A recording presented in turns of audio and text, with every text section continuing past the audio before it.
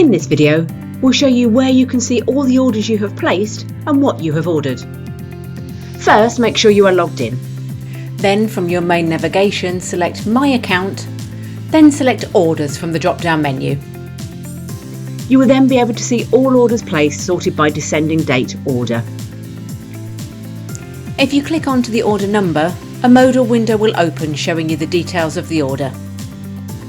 You can also download any tickets by clicking on the download icon for the order, as well as any attachments that were sent with the order. And that's it, you've now successfully found where you can see all orders placed and what you have ordered. Head to our other tutorials and FAQs for any further guidance you require, from setting up events to holding a raffle. Thanks for watching.